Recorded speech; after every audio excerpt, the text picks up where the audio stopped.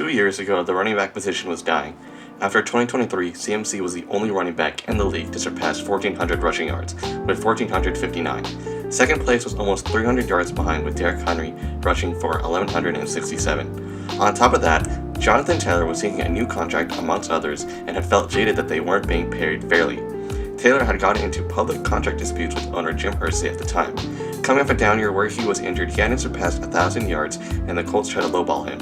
However, after months of negotiating and sitting out for the next season, Taylor finally signed a contract worth $42 million for 3 years. A year later, Saquon Barkley had his own contract disputes with the New York Giants, bad enough that he signed with the division rival Eagles after the 2024 season. 2 years later, and Saquon Barkley is a Super Bowl champion with a legendary season, and Jonathan Taylor is currently on pace to have the greatest running back season of all time. So what happened? The position looked dead in the water just 2 short years ago, but now they seem to be the engines of offenses all over again. Well, we're about to find out why, but before we do, make sure to hit the like button and subscribe. After a subpar 2023 season, the Giants were hesitant to pay Saquon. He had proven in previous seasons to be an all-world talent with dominant seasons and Pro Bowl selections. However, he had also proven to be injury-prone with him missing a handful of games in the past. Due to this, the Giants wanted to lowball Barkley and wanted him to prove to the Giants he was worth the money despite his body of work up to that point in his career. At the same time, the value of the running back position was also being questioned.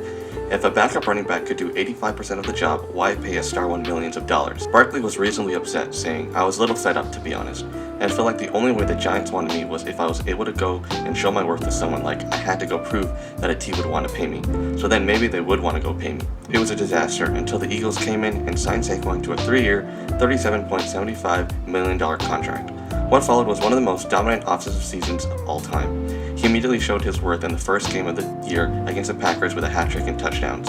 In Week 12, he had 255 rushing yards and 2 touchdowns. And in the last game of the season, he ended off his legendary campaign with 167 yards against his former team, opting out of breaking the single-season rushing record. He would then be a huge reason on why the Eagles would steamroll through the playoffs with a Super Bowl victory, most notably with a 205-yard performance against the Rams in the snow.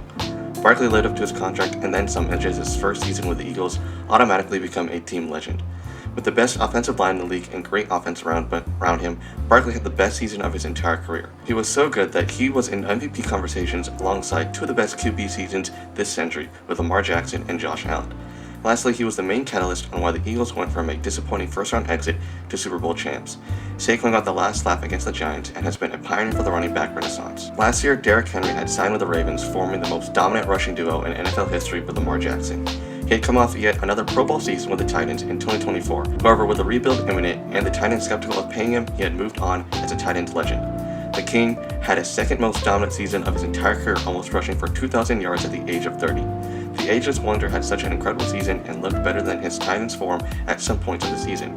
His marquee came in Week 4 when he rushed for over 199 yards and 1 touchdown in a blowout win against the Bills, who were the other powerhouse in the NFL at the time. Henry was dominant again in the playoffs, rushing for 186 yards against the Steelers in a divisional round win. Even with questions about his age and his potentially declining ability, he had proven to the Ravens that his contract was well worth it in his first year on the team. He had placed second in Offensive Player of the Year voting, only behind the aforementioned Saquon Barkley. Henry has been the best running back of his generation, and this season cemented him as one of the best ever. Jonathan Taylor was having a very public contract dispute with the Colts, causing him to sit out a large portion of the 2023 season. 2 years later, and he is on pace to have the greatest running back season of all time. At the end of just Week 10, he has 1,400 scrimmage yards and 17 touchdowns.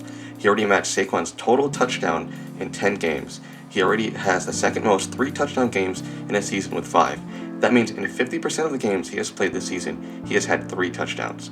He is 1 game short of tying the record in 2 games from breaking it. To say JT has been great so far has been an understatement. He is putting his name in the middle of the MVP conversation with a dominant campaign.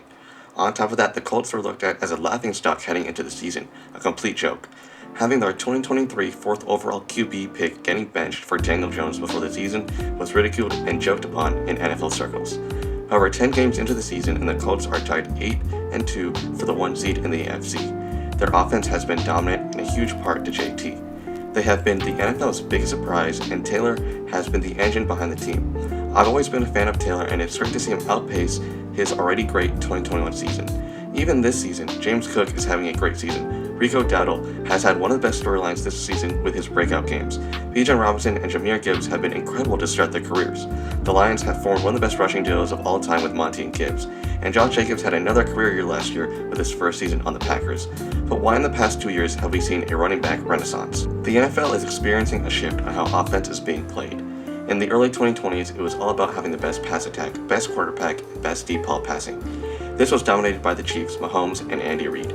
Joe Burrow and Matthew Stafford had incredible seasons with Cooper Kupp and Jamar Chase in 2021. Tyreek Hill and Justin Jefferson had two of the greatest seasons in 2023 with 1,700 yards each.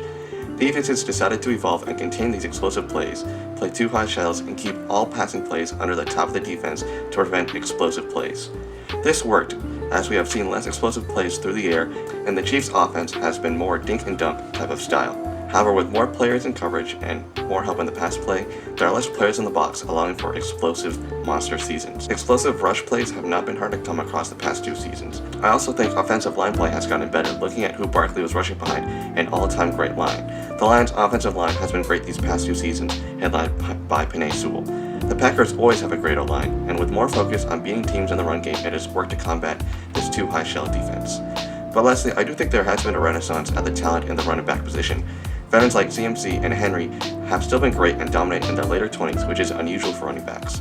Young stars like Gibbs and Robinson have been historic to start their careers. Jacobs and Taylor have been consistently great ever since they entered the league and have had dominant seasons as well. I have yet to mention the rookies Trayvon Henderson and Ashton Jeanty, who have yet to fill up their full potential as players. As running backs have increased their role in their pass game, their flexibility has definitely increased as well. Their dynamic ability has allowed them to open up NFL playbooks and stretch out defenses even more. Superstar running backs have become the engine of offenses once again. The running back position is far from dead in 2025. In fact, it's thriving and it's the best place it has been in the 2020s. We are getting multiple historic seasons year after year and new talent cementing themselves as icons of the sport with legendary performances. It has been great to see the revival of the position and the importance of running backs being restored. The rushing renaissance is something that the NFL and all NFL fans are excited and will be continued to root for as the season goes on. Star running backs are currently leading the charge in reviving the position in historic fashion.